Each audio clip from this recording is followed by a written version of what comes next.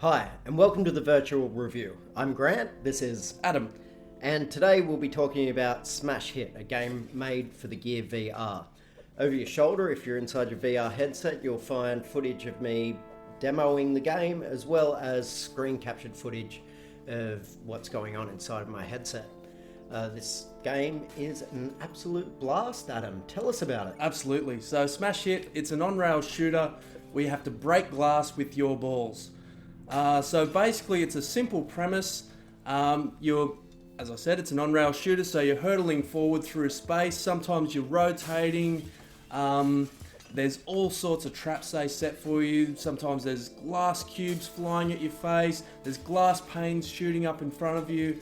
So basically just trying to survive. You have a limited number of balls, and you can increase your ball count by shooting at the pyramids. And sometimes they're different shapes for 3 or 5 or 10 balls. As time progresses, you get the option to get more balls the sooner you shoot them. There'll be and I don't know what that shape is, but multiple pyramids. If you hit it early, you'll get a handful of balls, but it will shrink down to like a pyramid, which will give you less balls. Yeah, that's right. Yeah. I didn't notice that till my last playthrough, actually, so... You gotta be quick. You gotta be... And if you're gonna survive, you gotta grab a hair trigger. You gotta be ready to fire those balls at any second. Otherwise, you get smacked in the face with pizza glass. You don't need... I use the single-handed controller, firing away with my trigger. I think, Adam, you use the gamepad. That's the one, yep. Same premise though, just using the A button, and everything else is done by looking in the virtual space with the headset. And even if you don't have any controllers, you can just use the button on the side of the Gear VR to be firing your balls.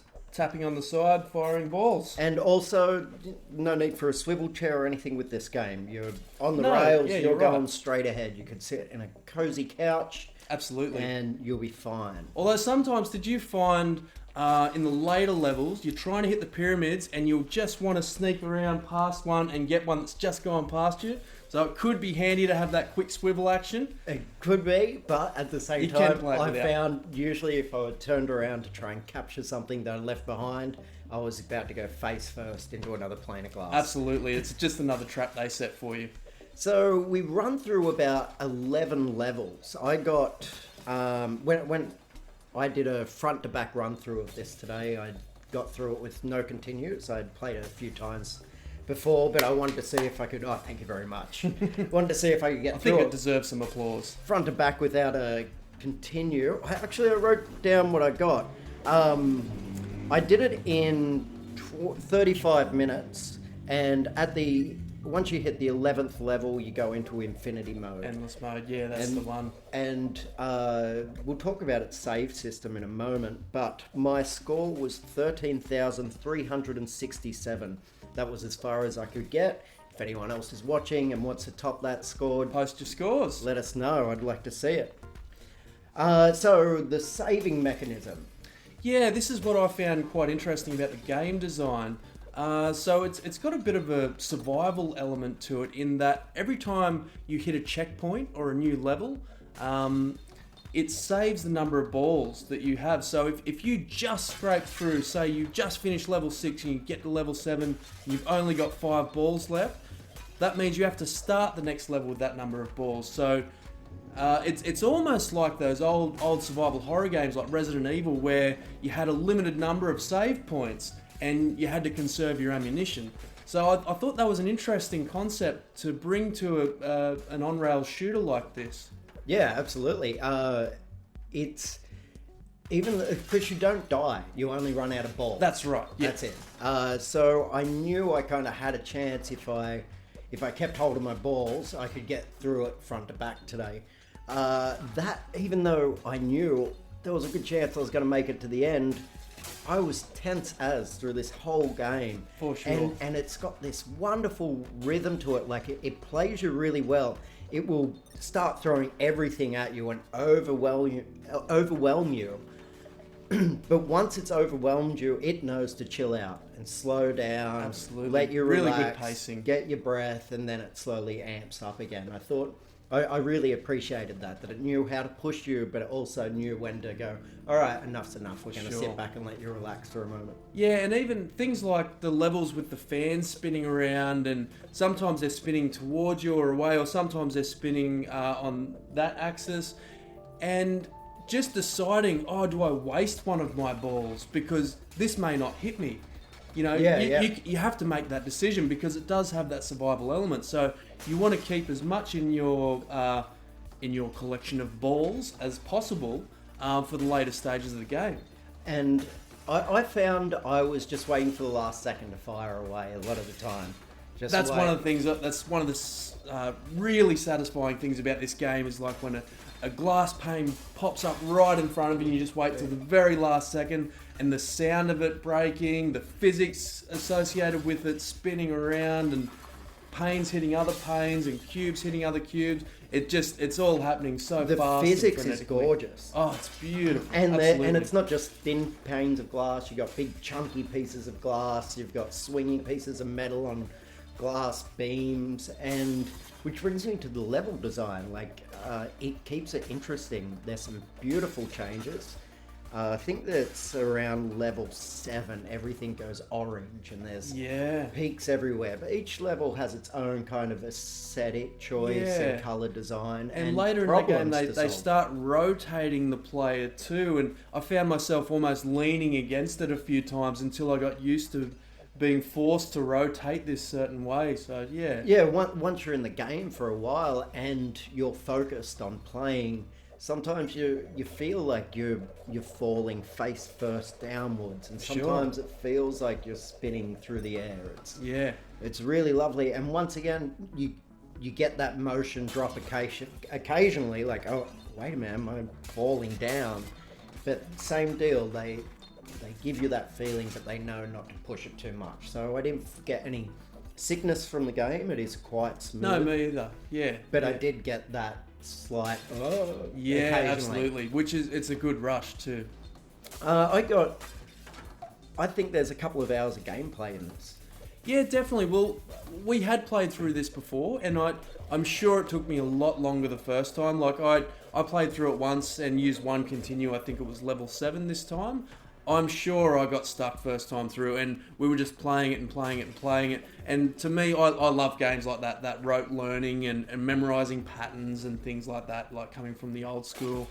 So I got through it front to back in about half an hour, but it is something I'm going to play again. And especially now, there's a best score for me to beat and try and get further. By the time I got into that endless zone and where I died, it appears it must be a loop. I think it's maybe a series of about 3 rooms that slowly get faster. It's actually and randomized, faster. so if you play it a few times, they definitely have similar components that they put together in these chunks. But it's almost like a roguelike. Like it's randomized elements, so you don't know what to expect each time. Once you hit that endless mode, it's a completely different experience every time you play it. What I found where I got up to was the whole world started turning, so it was it felt like it was looping to me, but the physics of the world were changing as I went through. Sure. At which point I found it really challenging, very sort of mind-bending, and just a blast. What about the sound design too? Like the glass shattering. Yeah, it's like if you love grabbing a stubby bottle and smashing it into the ground, this is your game. It is consistently satisfying. Absolutely. Hearing that glass shatter. And conversely, when you get hit in the face with a pane, you almost feel it. That sound it makes, and that red flash across the screen is like, burn. And you're collecting more and more balls as you go along. If you are hitting your pyramids, like your tokens where you're picking up the balls, I think it's every 10 in a row.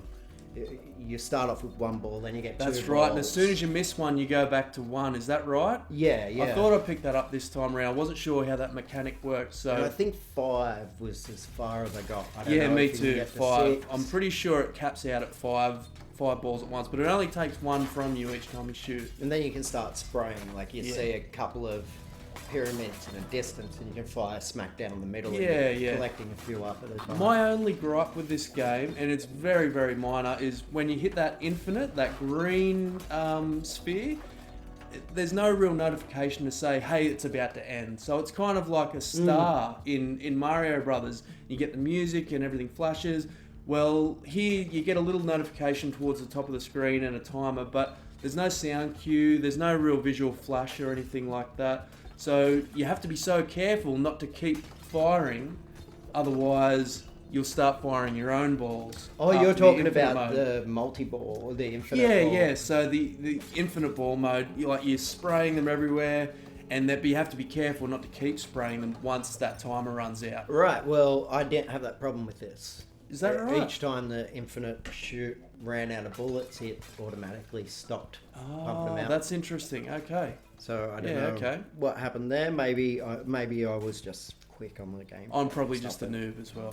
All the graphics are crisp and smooth. There's nothing too wild or complex going on graphically here. No, it's just really well designed graphically, and one subtle little touch that I notice is the texture on the glass. It just looks like this, like frosted glass. Yeah, and agreed. you get to see it so up close to your face. So Yeah, especially when you get smashed in the face. Yeah. for sure. I'm not sure. I think I paid $4.50 for the app. I can't remember. I bought mine over 12 months ago, but I think it was roughly about that price then. Yeah, so you don't need any specific controllers for this, really, but I found it much better to have this in my hand firing Yeah, away than absolutely. tapping the side of your head. Yeah, you can give yourself a bit of a headache doing this all the time, but it's good to know that if you don't have a controller yet, you can use it that way.